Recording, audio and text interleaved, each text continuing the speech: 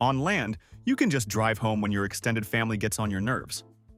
But drop 14 relatives onto a closed vessel in the middle of the ocean, and those escape routes completely vanish.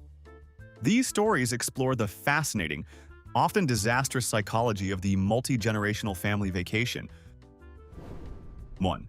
Richard was a retired supply chain director from Ohio who approached his family's 7-night Caribbean cruise, not as a vacation, but as a complex logistical deployment requiring strict operational oversight.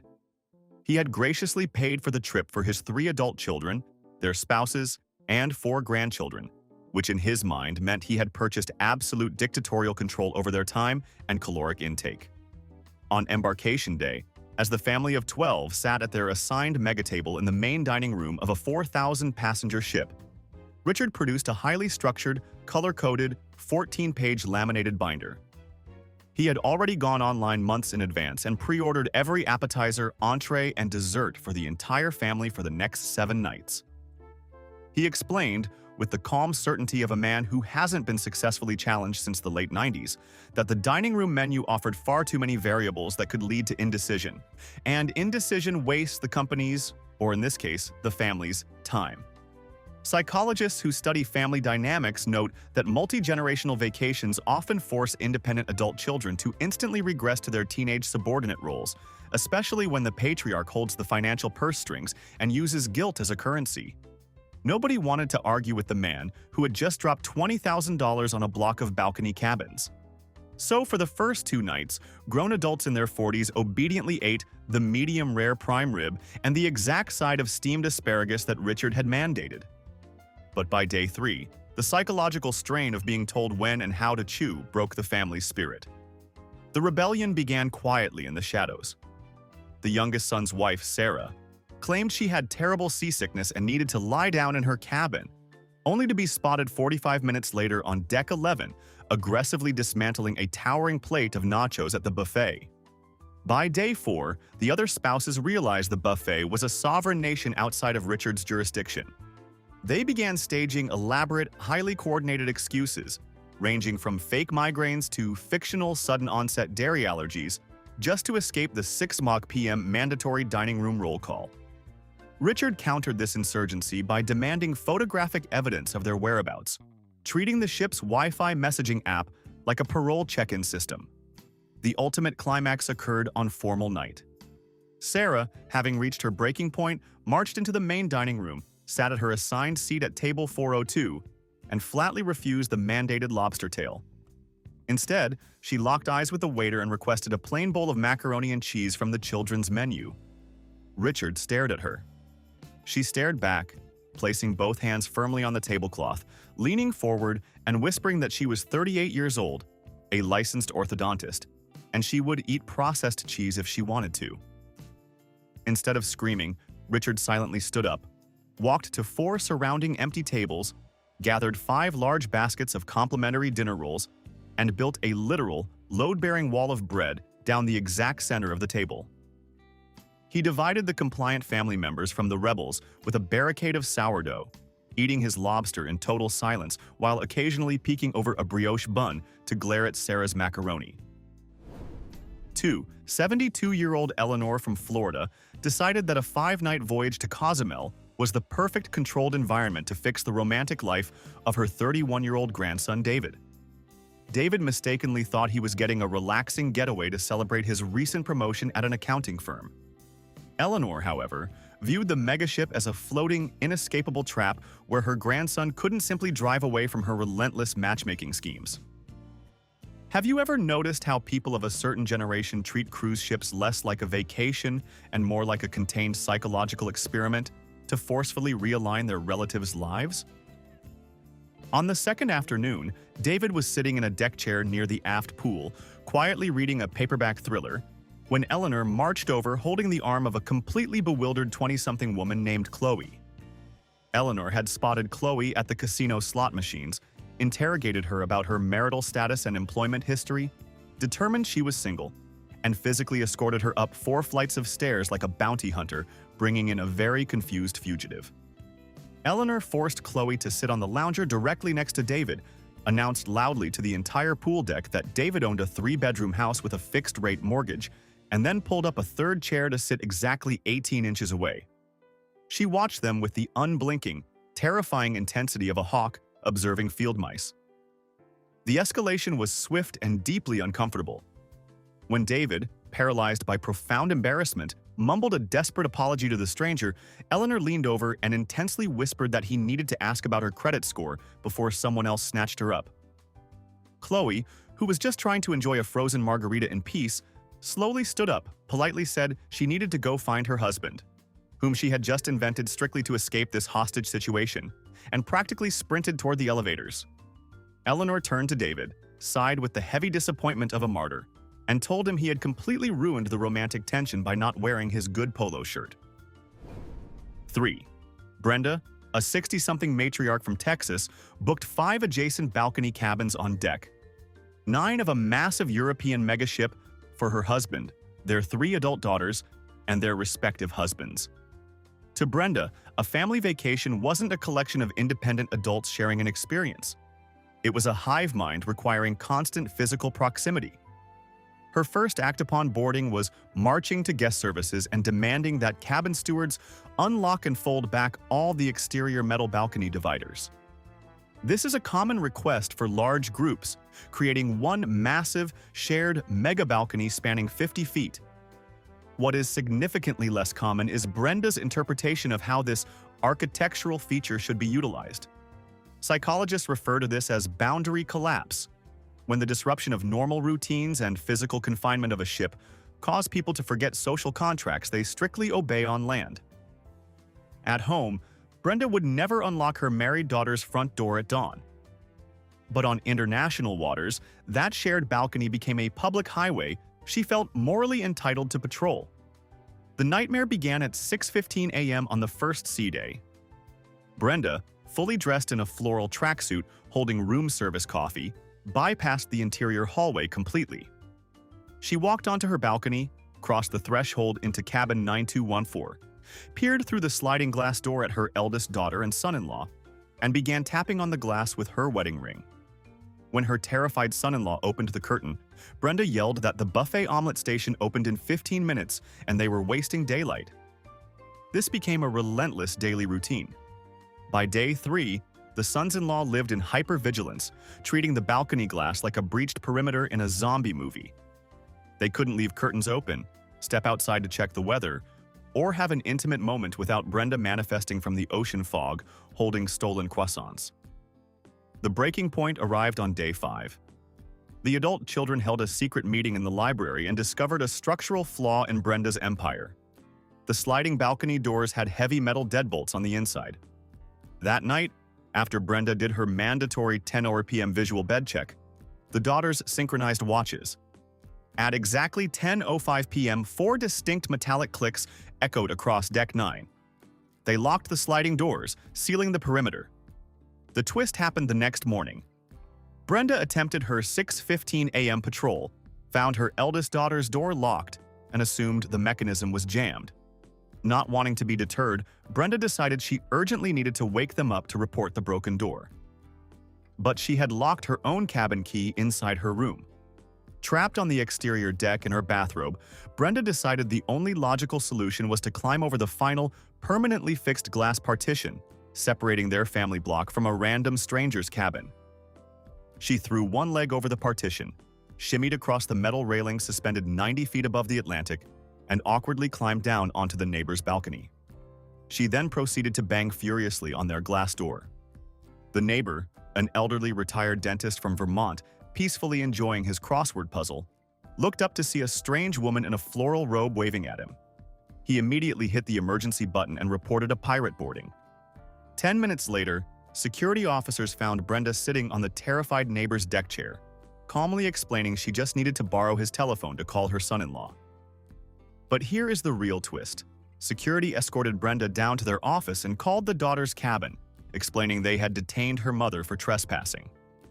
The eldest daughter, standing in her cabin with her husband, listened to the officer, looked at the locked balcony door, and calmly replied that her mother was at home in Texas, and they had absolutely no idea who this woman was. They left Brenda sitting in the security office for 3 full hours to think about her life choices before finally going down to sign her release paperwork. 4. There is a highly specific kind of madness that infects adult siblings when they try to prove who loves their aging parents more. And the closed, expensive ecosystem of a cruise ship accelerates this rivalry into absolute financial warfare. Brothers Michael and Greg, both in their mid-40s and traveling with their respective families and their 78-year-old parents, turned a 7-night Alaskan cruise into a blood sport. Michael, a fiercely competitive corporate lawyer, started the hostilities before the ship even left the port in Seattle by secretly upgrading his parents from a standard ocean view room to a premium mini-suite. Greg, a real estate developer who flatly refused to be outdone by his older brother, quietly went to the shore excursions desk on day 1 and canceled the perfectly lovely bus tour Michael had booked for the family in Juneau. Instead, Greg chartered a private 6-seater helicopter for a glacier landing, loudly announcing at the dinner table that Mom's knees simply couldn't handle the vibration of a commercial bus. Michael stared at his brother with cold, completely dead eyes, gently set down his salad fork, and excused himself to go speak with the ship's concierge. The escalation over the next 3 days was a masterclass in unrelenting, weaponized generosity. If Greg bought their father a premium $20 scotch at the martini bar, Michael immediately bought their father a $200 bottle of vintage wine at dinner. If Michael secured front-row velvet seats for the evening comedy show by bribing the cruise director's staff, Greg immediately booked their mother a 3-hour, agonizingly intense hot stone massage in the spa during the exact same time slot, framing it as a vital medical intervention for her posture. The brothers were bleeding thousands of dollars, completely ignoring their own wives and children, who by day 4 had formed a neutral, demilitarized zone near the soft-serve ice cream machines just to avoid the crossfire. This is textbook sunk-cost thinking combined with severe sibling regression. The vacation itself was no longer the objective. The objective was winning a psychological trophy that didn't actually exist. The climax occurred in the port of Skagway. Both brothers had independently arranged wildly expensive, competing private tours for their parents without telling each other. Michael had a luxury SUV with heated seats waiting at the pier. Greg had secured VIP tickets for a vintage train ride featuring white-glove champagne service. The brothers stood in the grand atrium on Deck 5 at 8 a.m., practically chest-bumping each other as they argued over which vehicle the parents would enter. But the parents never showed up at the elevators.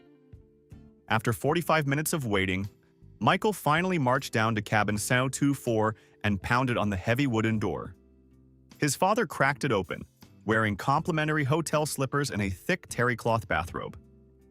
He looked at his red-faced son and calmly explained that he and Mom were incredibly tired of being treated like fragile prize poodles being passed around in a bizarre corporate merger.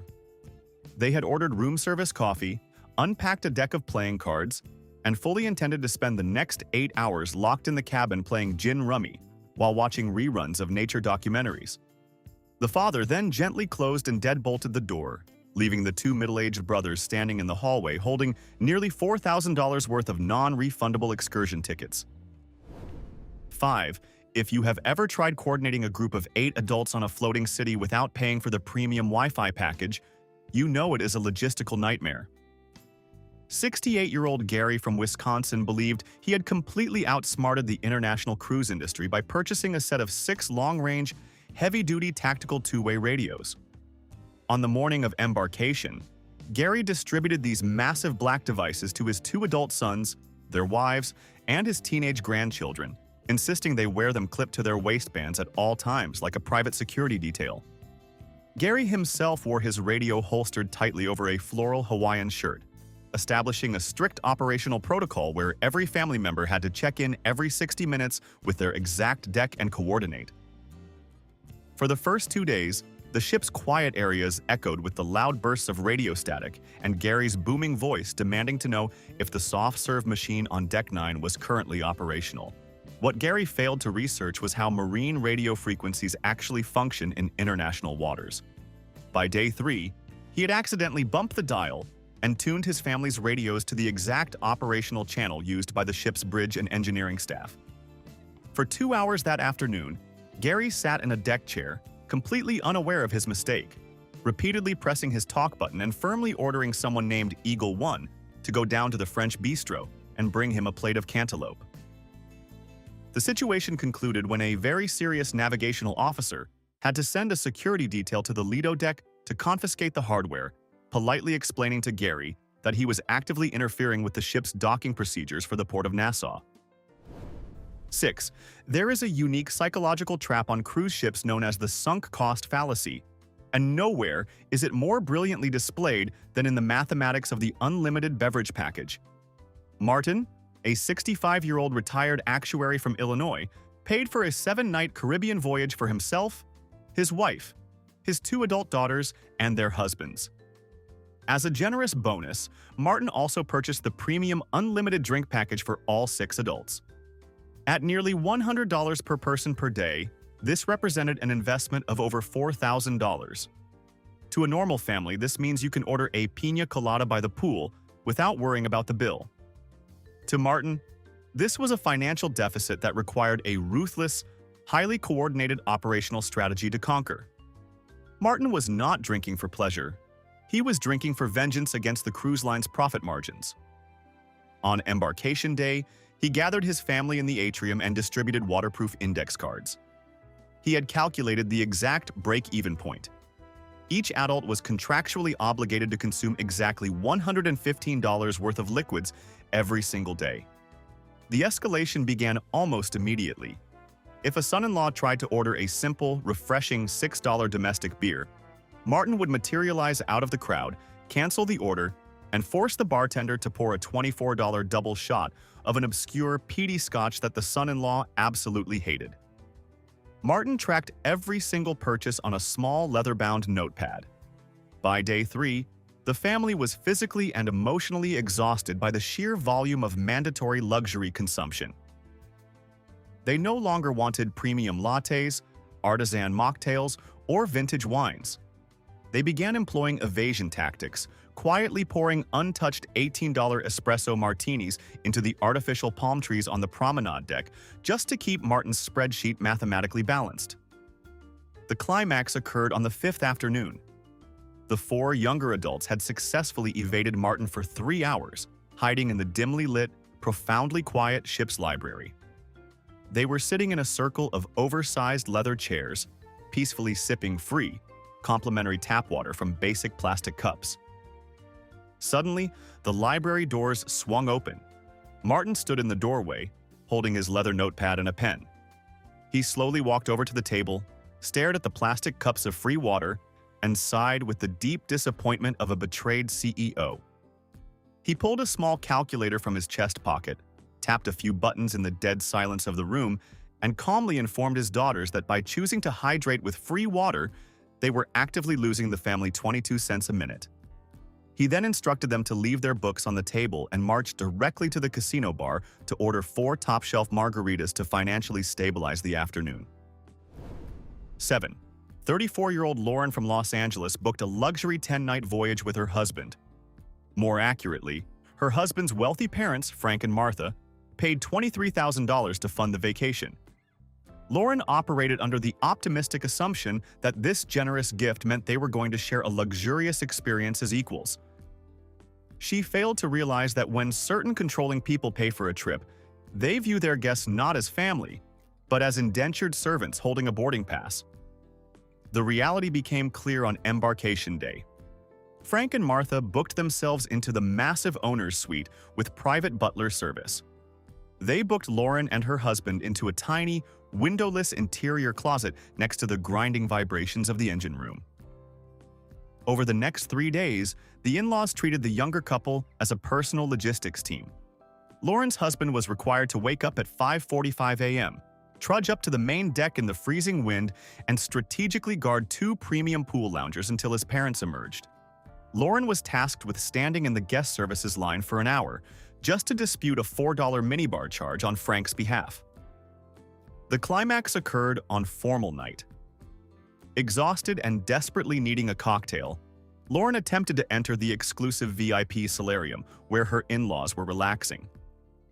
Stopped by a security guard, Lauren tapped on the heavy glass doors, waving frantically for her mother-in-law to vouch for her. Martha, wearing designer sunglasses, looked her daughter-in-law dead in the eye.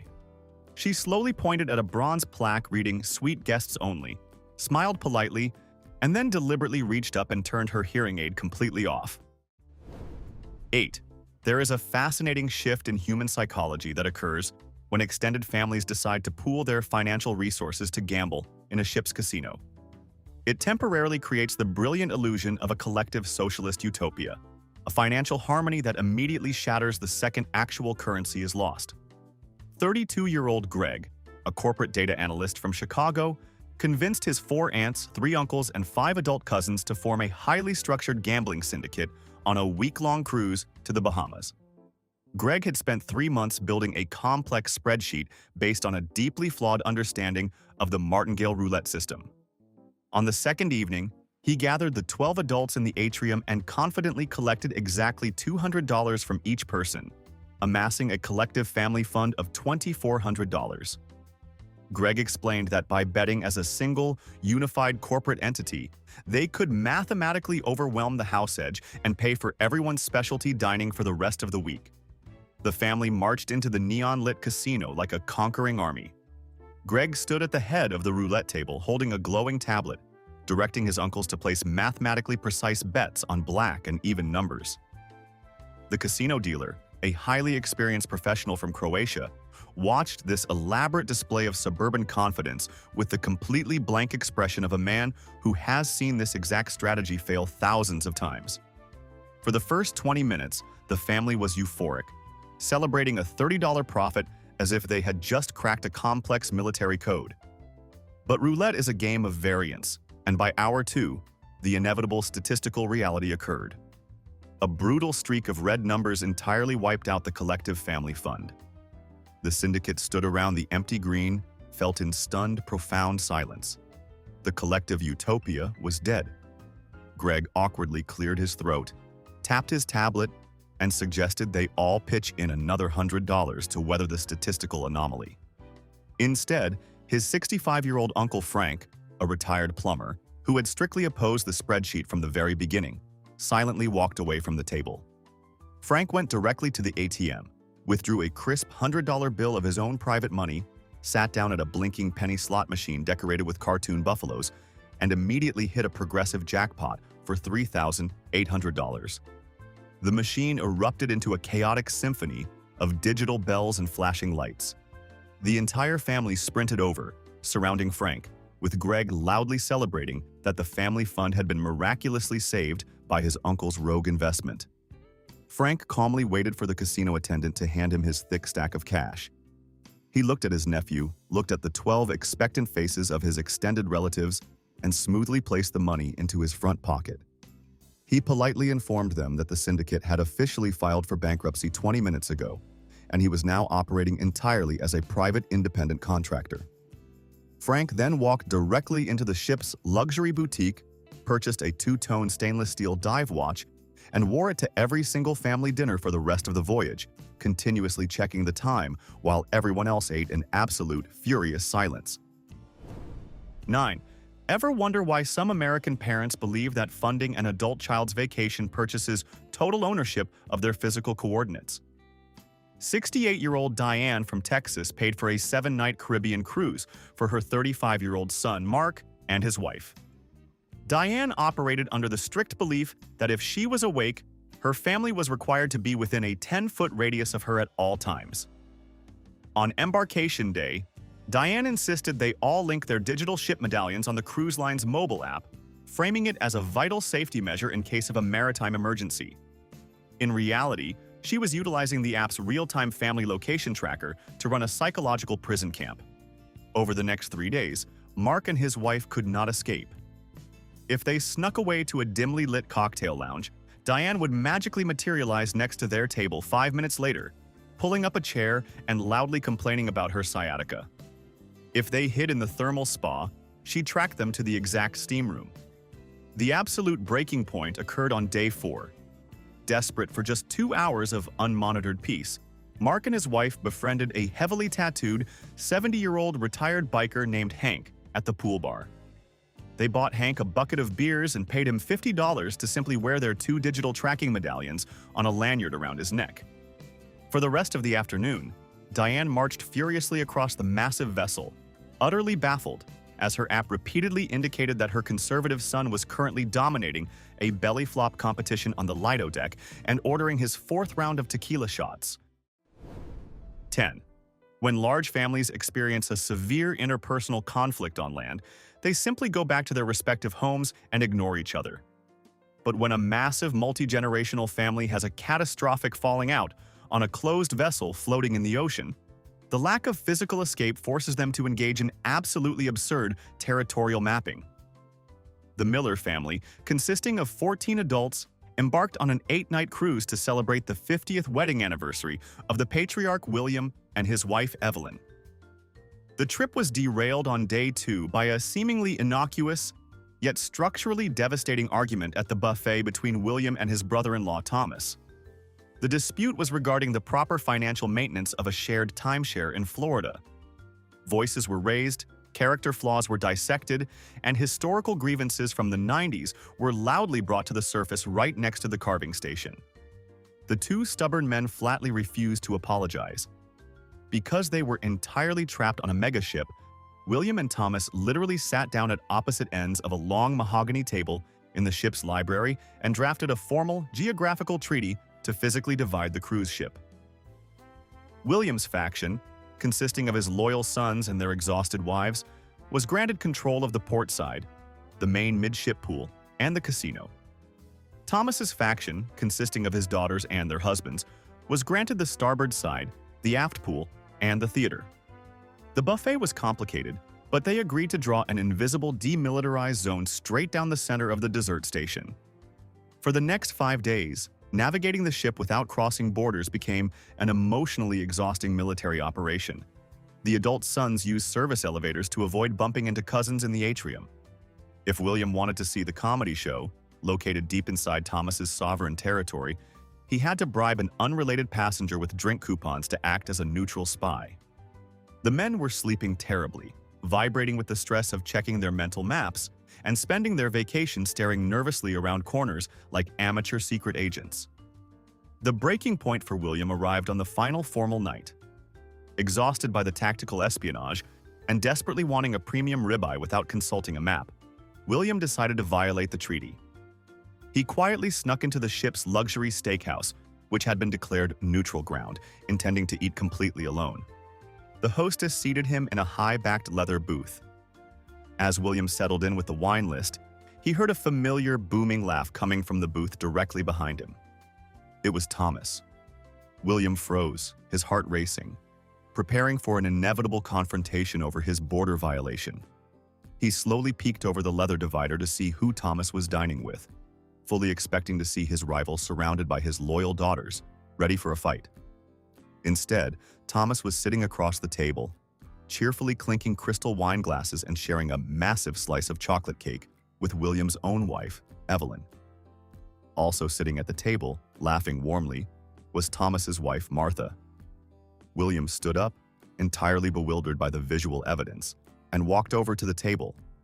The 2 women looked up, completely unbothered. Evelyn calmly dabbed her mouth with a crisp linen napkin, gestured to the empty chair, and suggested her husband sit down. Over the next 10 minutes, the brilliant, terrifying truth was revealed to him.